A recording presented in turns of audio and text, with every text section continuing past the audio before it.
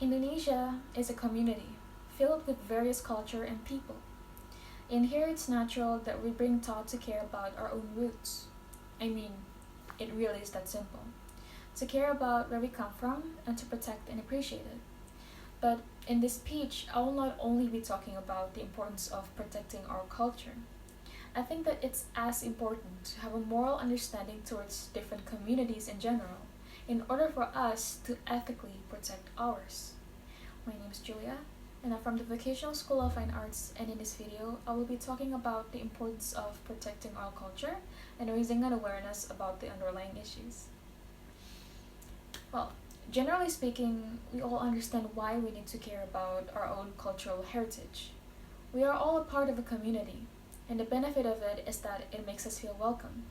So the urge to learn more about our culture would come naturally. But if you are unable to sympathize with the topic, then you won't care enough to take action. So I'm going to try to persuade you into finding your own personal reason. Why do you want to care about our cultural heritage? Do you think it's a social obligation? Do you want to respect your family? Or do you want to find your own identity? Well, personally for me, I have my own reason. I had an experience once living abroad in a country that is not native to English.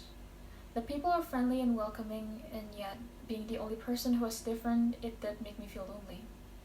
I had to live in a small town with little to no foreigners, and I had to adapt myself as a minority. I found a sense of identity and belonging when I retract back to what I know, to my culture. Before I moved abroad, I never think twice about what we have. Our food, our music, our entertainment in general. I mean, they're all good, especially our food. But I never realized how important my culture was for me, especially in the foreign community. Some of my foreign friends also do this. You see, despite being born and raised in a Caucasian populated country, their family comes from a different background and they hold a different tradition, which means that they are also struggling to fit in. For example, we would be talking about something simple, such as food or snacks. And my friend with a Malaysian heritage would exclusively talk about Asian snacks with me in front of our Caucasian friends. I didn't understand how someone could feel so strongly about, well, Asian snacks. But then I realized that it's not about that. It's about their sense of identity. Being a minority made them hold into their cultural heritage a lot more than I ever would if I had never lived abroad. But that's actually the issue that a lot of people, including myself, are struggling with: ignorance. Before I moved abroad, I was not a minority. Well, I mean, culturally speaking. I am an Indonesian with a Southeast Asian look living in Indonesia. So I didn't understand what it means like to be a minority until I moved abroad. I never realized how important one's culture really is. But yes, I do realize that not everyone have the privilege as I did to live abroad. So perhaps one of the alternative is to expose ourselves to globalization and to have a proper education to come along with it. Once we expose ourselves to different culture, we are able to see how the world really is through our critical mind, and we would be able to accept how different people are.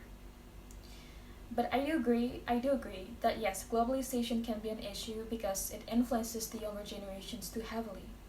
But we can always do more by raising an awareness. It can be done through music, language, internet culture, and many more. Even having this theme as my speech is actually one of a good example. Diversity is one of Indonesia's strongest traits, and it's even in our nation's ideology, the Pancasila. But we still need to do more in order to improve the status quo. It's important to bring this up because people who have no understanding towards different values might have a high chance of becoming a radical or racist. Even recently, there was a movement in America regarding George Floyd, who was a victim to racism. Not only in America, even in Indonesia, we have our own case of racism, such as the 1998 incident, indicating that this is still a huge issue. However, that's just how the world is. If everyone could perfectly coexist with one another, then they would make a perfect world.